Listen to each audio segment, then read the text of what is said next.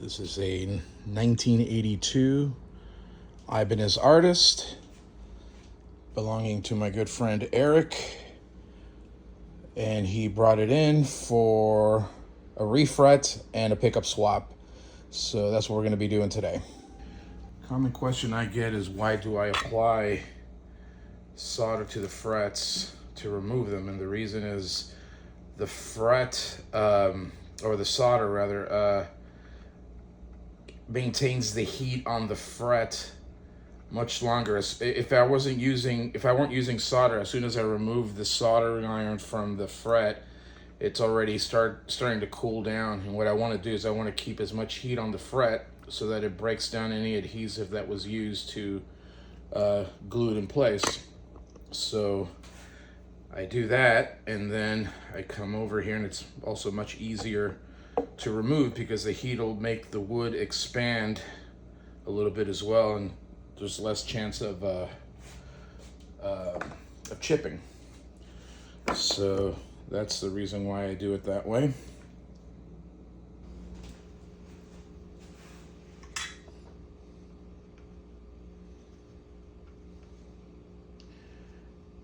Yeah, these frets are kind of small, so they're kind of difficult to get out.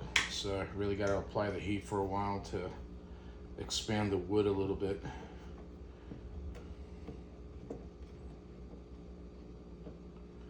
Takes a little longer, but it'll get done.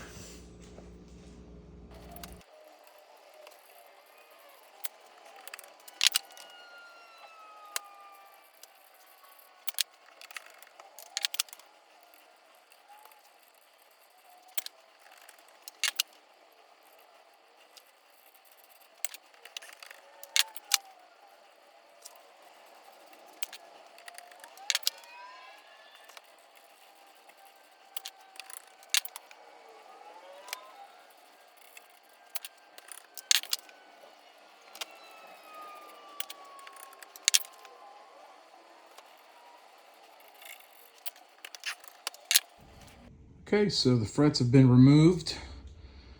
No chipping. That's the great thing with using solder. It expands the wood. It gets so hot, it breaks down any adhesive. Doesn't seem to be any adhesive on this, but there may be. I'll check it. But yeah, doing it that way keeps the heat on the fret much longer than if you just use the iron against the fret. As soon as you remove the iron, it starts to cool down almost immediately, and the solder keeps the heat on there, and yeah, it expands the wood, helps expand the wood, and minimizes chipping, as you can see. So the next thing I need to do now is figure out what radius this is. This is very Gibson-like, so it's probably a 12. So I guess we'll, excuse me, guess we'll check that next and begin the planing. So after checking the radius of the fretboard, I found that it's somewhere between like 9 and some places like 10. So we're gonna go ahead and go with a 10, because anything rounder than a 10-inch radius, you get issues with bending, and I personally can't stand that. So I don't like too round a radius myself either, and my friend Eric trusts me in my judgment, and I say we're gonna go with a 10-inch radius. So that's what we're gonna go with here. I have a 10-inch radius beam here and some 220 grit sandpaper, and we're gonna get started.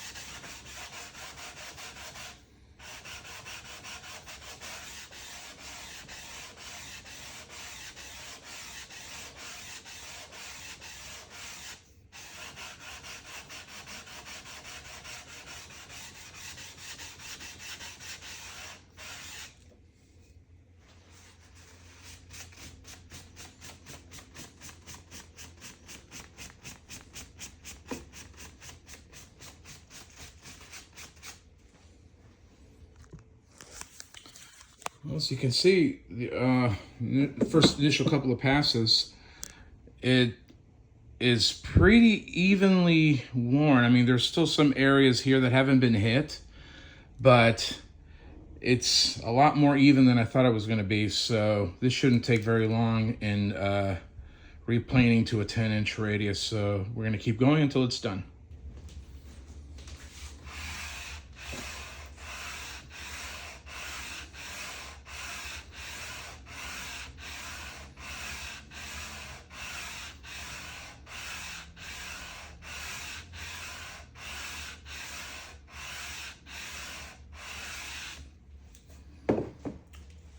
All right, let's take a look here. Okay, yeah, you can see now the entire board has been hit. So, let's wipe it down a little bit. See where we are on the radius. Okay, so I got my gauge right here. Bear with me, please. Okay, that is... Yeah, yep, that's a 10. Let's see here. See if I can adjust this, make it look better. Okay. 10. 10. Great thing I had that light, the outside light hitting the fretboard so I can see it clearly. And yeah, okay, well, right here, that's a perfect 10 right there where the fret is. Now, as you get more towards this way, this has a bend. The fretboard has a bend to it, so that's just from it being played out, you know, being played over the years. But right over the fretboard, or over the fretboard, right over where the where the fret goes, you can see it's a perfect 10. So that is perfect. I will call that good. That is a 10-inch radius, and we are ready to start fretting. Or actually, no. We're going to clean the board, clean the slots. I know the slots are already deep enough, but I'm going to check again just to make sure they're still deep enough, and I'm going to clean up and start on the frets.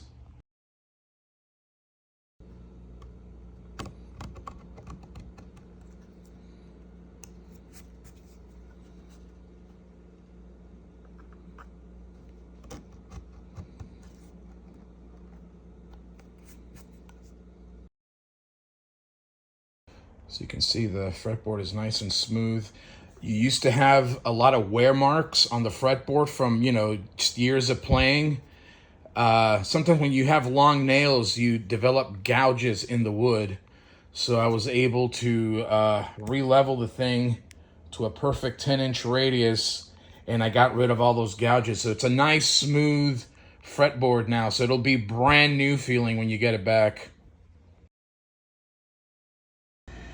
Okay, so now the fretboard, I don't know if I mentioned this, but when I initially took the string, or took the measurement of the for the neck, it had a slight back bow, and normally what you would do, after I removed the frets, it had a slight back bow, and normally what you would do is you would loosen the rod. This is a single action rod, truss rod, and straighten the neck without any tension on it, without any frets on it, so that we can replane.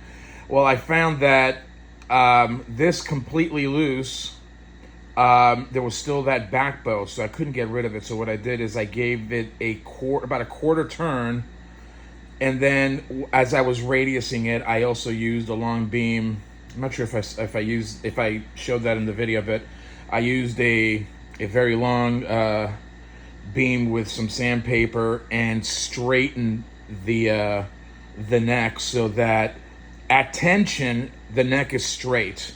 So that means that after I refret it and set it up, I could use any gauge string, no matter how light, and still be able to set the neck to whatever gauge the player may want to use. In this case, my friend Eric wants 10s tuned down a half step, but if he ever wanted to do anything crazy and use 7s, let's say, in standard tuning, he'll be able to adjust the truss rod to get the proper relief. I personally don't like any relief. I like the neck straight. I am of the opinion that if the frets and the fretboard in this case, of course, if everything is perfectly level, there's no reason you can't have a straight neck and no action with no buzzing. So the neck is straight now. Now what I'm going to do is I'm going to use this 3-corner file, and I'm going to kind of do one of these to all the frets, kind of widen the top part of the fret slot so that the fret goes in there a little easier and is not so tightly in the slot, because I don't want to develop a back bow once I finish installing the frets. That would be pretty tragic, but I know it's not going to happen because I already widened the slots with this fella right here, which is a 0.21, 220, no, 0.220, a 0.020 file. So the tang on the fret that I'm putting in is a 21. So it's slightly larger, but I don't think it's going to be so much larger that it's going to give it a back bow. But anyway, this is where this comes into play, just to make it go in a little smoother. So I'm going to be doing this next, and I'm probably going to hit fast forward on this next part.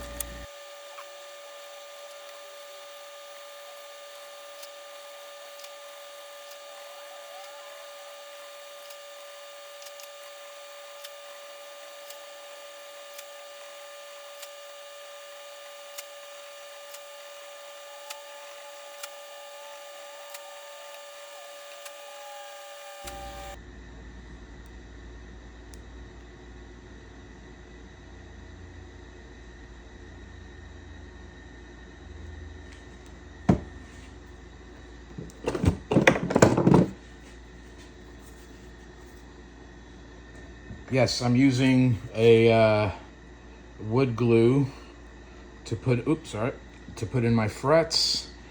I used to use CA glue, but I've come back to using PVC or wood glue because I think so the wood glue doesn't stick to the fret, but what it does is it does two things that I like. It removes all the air gaps that are inside the fret slot with glue. So, best possible, I mean, in theory, whether it actually helps or not. Vibration transfer, excuse me. So, although the wood doesn't stick to the metal, that is the fret, what it does is it encapsulates it, and it might as well be glued in at that point. But the reason I also like wood glue is because it's very easy to clean. It's water soluble, and in the future, if this guitar ever needs to be refretted, the next guitar tech won't have as hard a time removing the frets if he heats them. So that's why I use PVC glue or wood glue.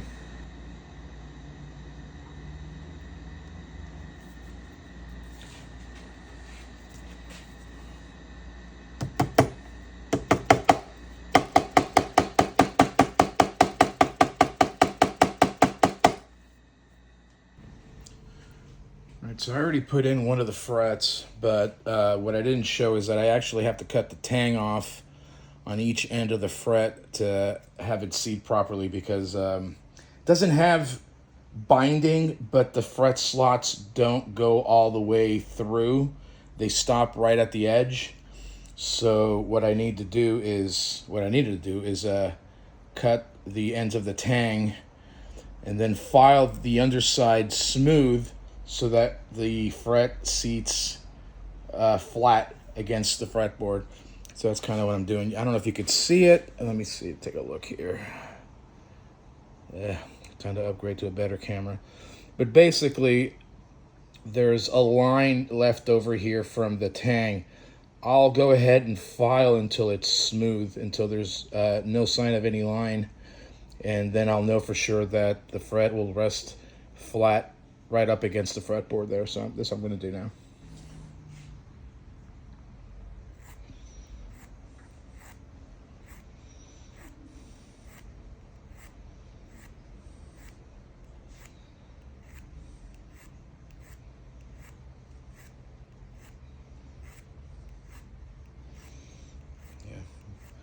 be a bit tedious to do this, but it's really the only way to do it. I mean, you just gotta spend the time. That's why fret jobs aren't often cheap. You know, there's a lot of work, a lot of fine work that goes into doing this. So if you go to a reputable guitar tech, likely this is what he's going to be doing 24 or 22 or 21 times depending on the guitar. But after a while you get a groove for it, and you tend to run through it a little quicker. Just don't go too fast. The first couple of times when I started learning to do this years ago was I was doing the work and I accidentally started taking out the side of the fret. So when I was ready to put in the fret, I noticed that the fret ends were kind of V-shaped. I was like, that's not right. So Neil Moser, the great legendary Neil Moser of Moser Guitars and of BC Ridge fame, he was the one that taught me how to do all this fret work, and so did his son Chris and my boy Luis Solis, who as far as I know doesn't really do this line of work anymore, and has moved off to Nebraska. But great freaking luthier. And of course I can't forget my buddy Andy Strangio, who was the shop foreman over at Neil Moser Guitars. We're talking like 15 years ago, maybe longer.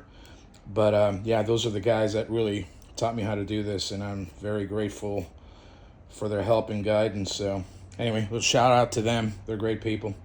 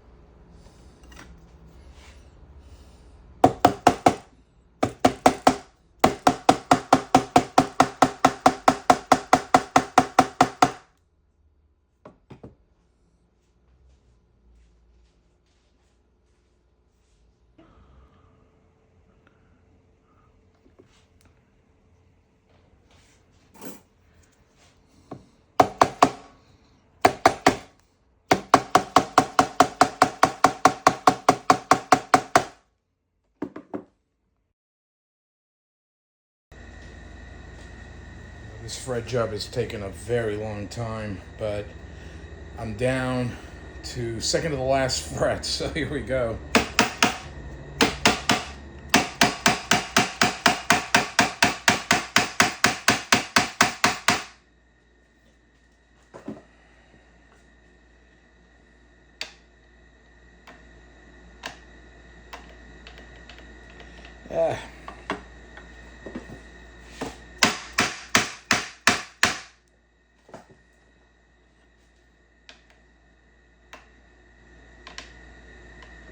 Yay.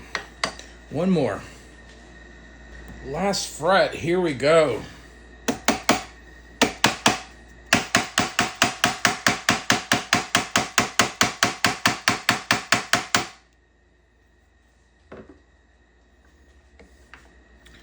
back it up a little bit here. Yeah.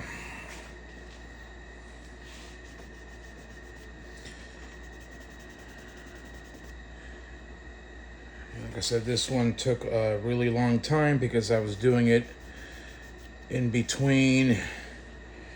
Well, I have a day job, so I'm doing that, and then I get to work on guitars when I have free time at home. So let's see where we're at. A little clicky.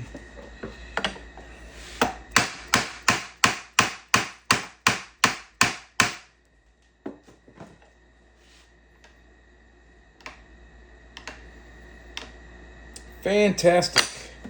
So I'm going to cut the ends off of that, and then the beveling process shall begin. So let's do it.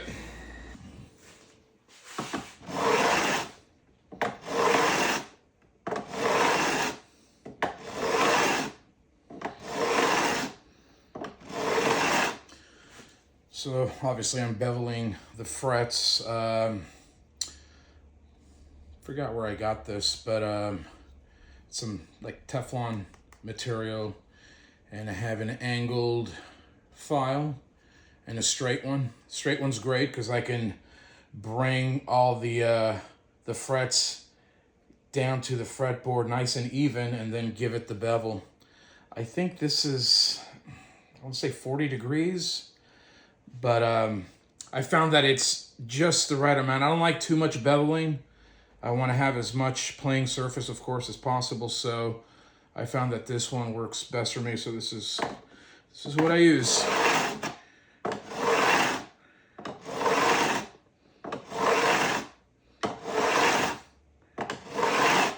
Basically, it's a feel thing.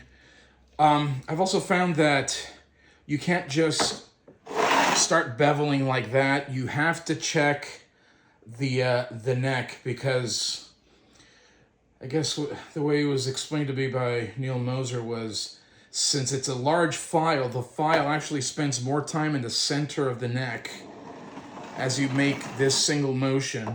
So you're actually removing more material towards the center than on the outer edge, because the file spends less time. Less of the file spends less time on the edges, on both ends. So oftentimes I'll do this.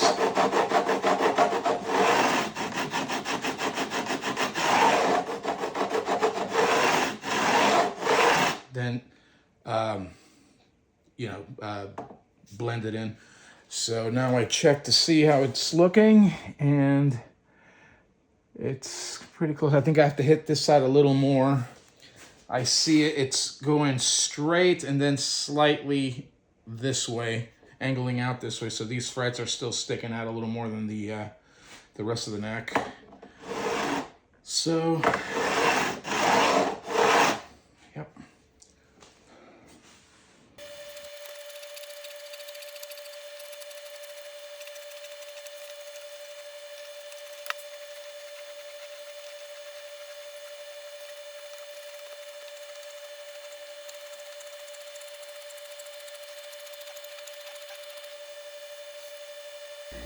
Okay, so I deburred the fret ends, rounded them a little bit. Now we're going to sand them smooth with the different grades of sandpaper, and starting with 400, working my way all the way up to about 2500.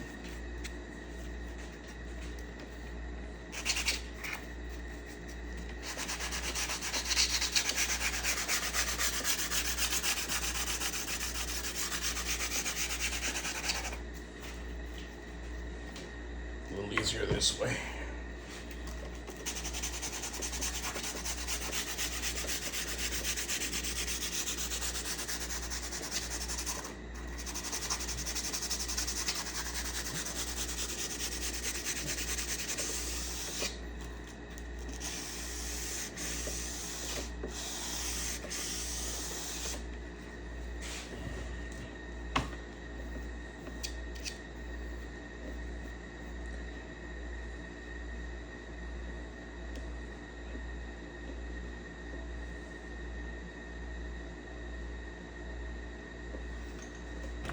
A little more over here.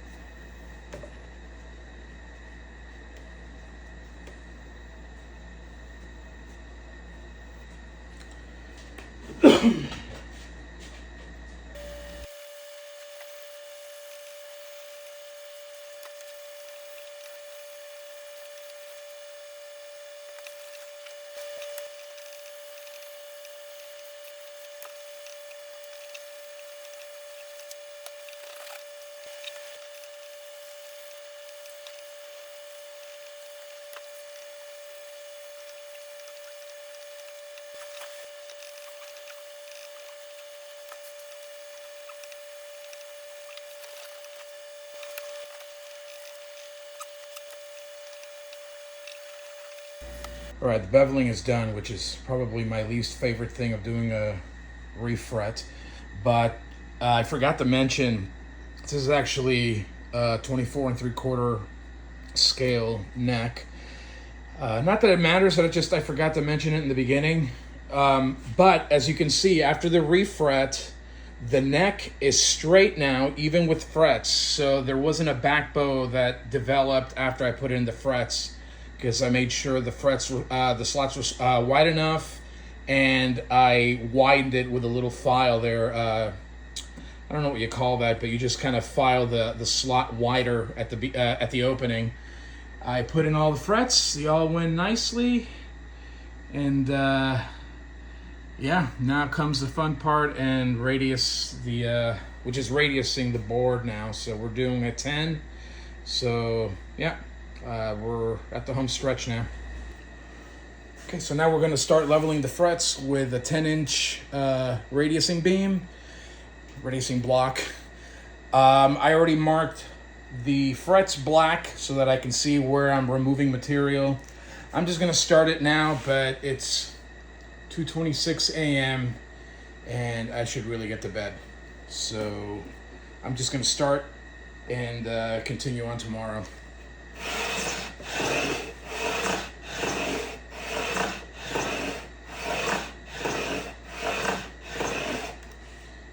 Okay. All right.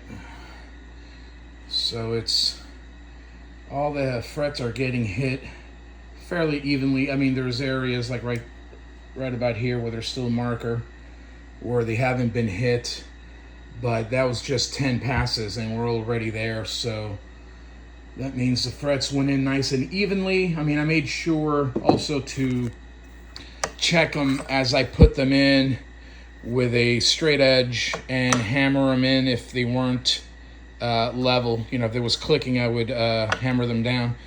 So I expect to remove very little material, which is great because these are Jescar 58-118, or as other people know them as, Dunlop 6000s. So these are really tall, really fat frets. Love them. I recommended these to my buddy Eric, who owns this guitar. And the last thing I want to do is remove a bunch of materials. So I think we're on track to keep as much material on there as possible. So it'll take very little time to re-level, and then we'll go with the crowning and the polishing.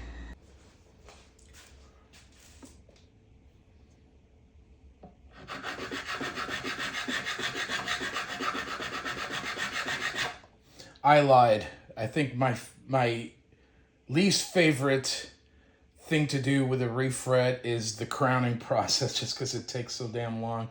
But, you know, you get a groove for it after a while, and you just kind of power through, and by the time you look, you're done, you know. So, a lot of people will put marker over the fret so they could see what they're doing. I could see it with light on overhead. I can see where I'm at, so I don't really need it.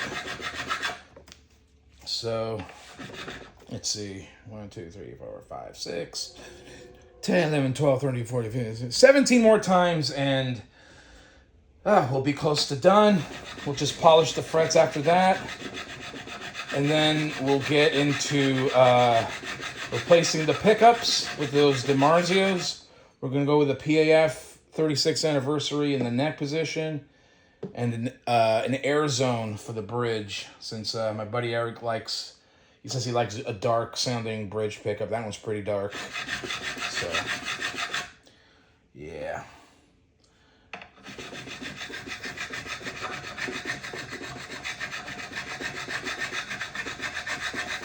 All right, this is pretty boring, so we're just gonna fast forward to the next step. Okay, so the crowning process has finished. The the frets have all been crowned. Just left a little line over each one, of course. You know the drill. And I've taped off the fretboard, and now we're going to start polishing the frets. I'm going to start with 400 grit, work my way all the way up to 2500. So here we go.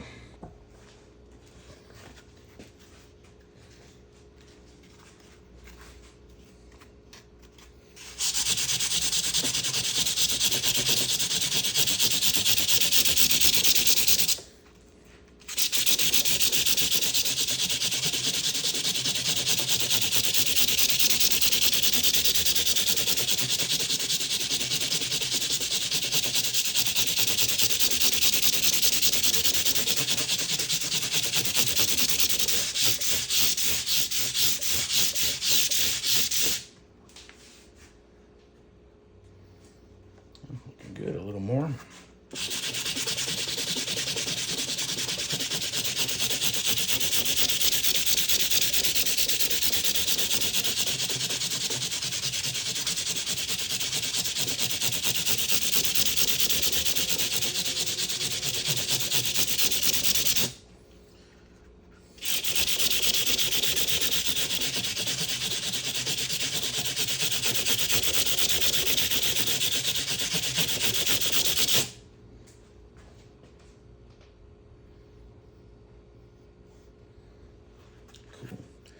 Now, the way I do it is, it takes a little longer, but I'll hit it with 400 this way, and then I'll hit it with 320 this way. I find that it removes the scratches a lot better when you actually go down one grade and you go the opposite direction. And I will progressively go 600, 400, 800, 600, and so on, all the way up to 2500. And then I'm going to finish it off with some quad-aught steel wool.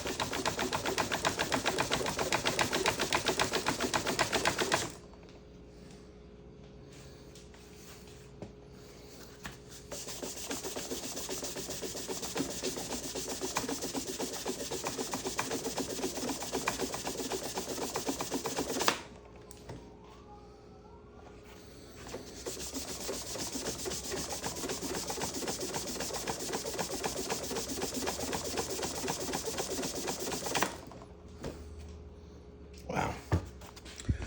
Okay. So let's back it up a little bit. There we go.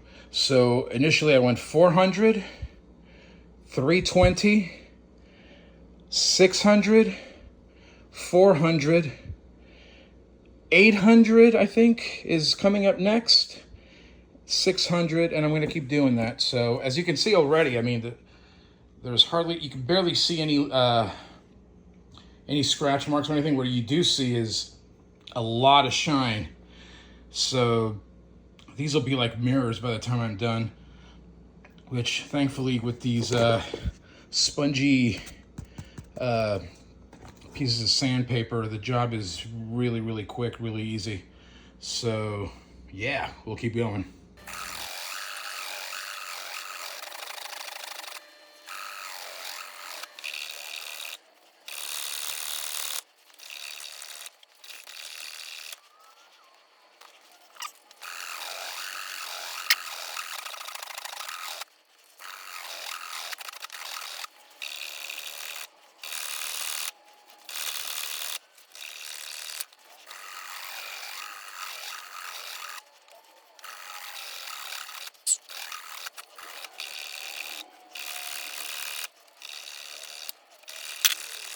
All right, so I hit the frets with all the different grades of sandpaper. Now we're going to do the last one, which is with quadruple zero steel wool.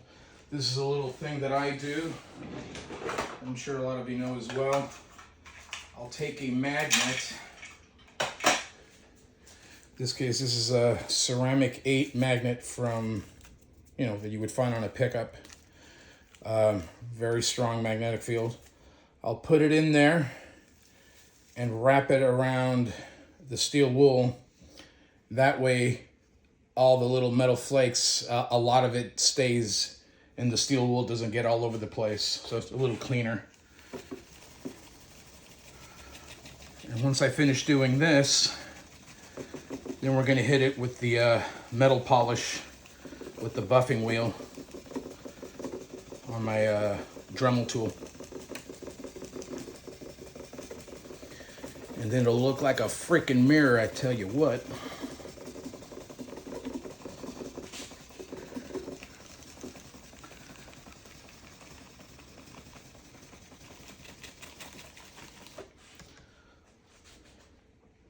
Oh yeah, that looks fantastic. All right. Look at that beautiful shine. I'm telling you, this iPhone, I really need to upgrade to something decent. But there are no scratch marks anywhere on those frets. There is a little piece of steel wool there stuck on the tape. Okay, so let's hit it with the green Jeweler's Rouge and get this thing done already.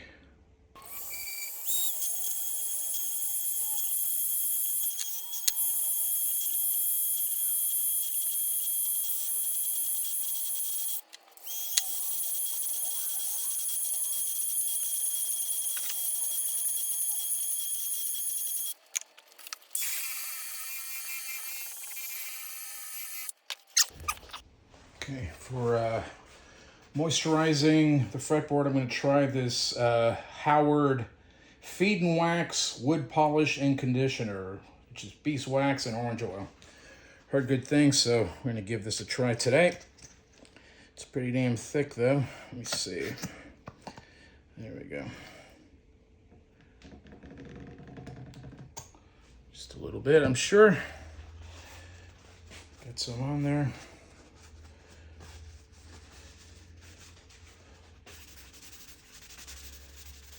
See how that goes. It's pretty moisturizing, I can see already, so that's good. This is a rosewood board, but it looked pretty dry. So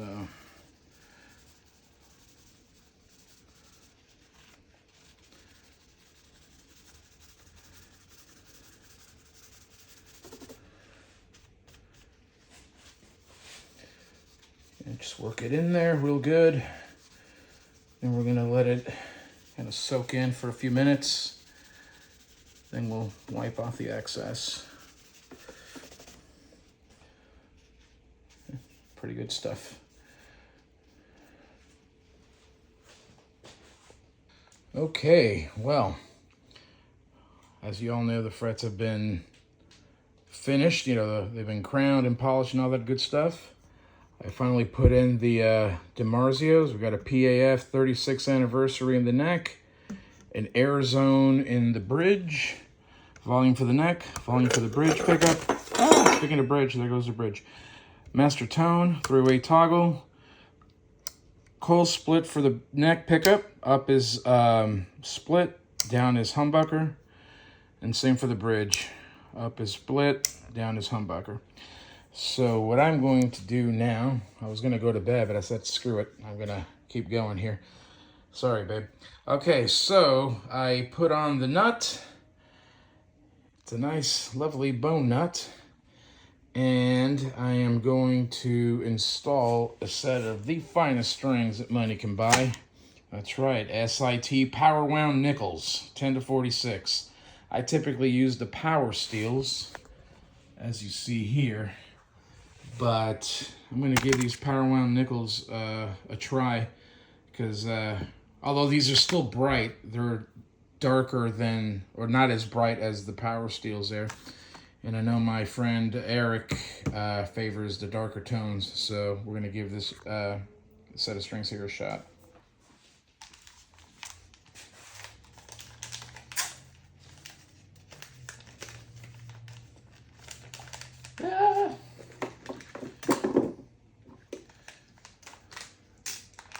I'm tired, what can I say? Get these SITs on there. Yeah, these strings, I mean, I'm sure they're just like the power steels. I use these. These are the first ones I ever used, just the nickel-plated steel ones. And even as a 13-year-old kid, I remember when I put these on, I realize now that what I was experiencing was that the strings would seem to lock in a lot quicker than some of the other brands, and they consistently sounded fresh. Nothing annoys me more than a dead set of strings, so that's really important to me. So, yeah, SIT for life, foo. All right. I may fast forward this part just because it's boring.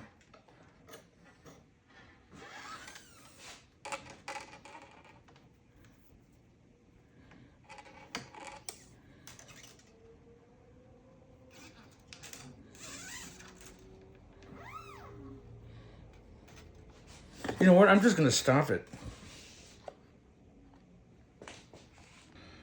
Well, damn. I put the strings on and I cut some of the nut slots because they were a little high. And yeah, I strung it up. I checked the intonation. I adjusted the B, the G, and the A. And the rest were intonated. I set the height to a 1/16 of an inch on the high E and low E, which is pretty low action. And of course, straight action. So I am going to play it now.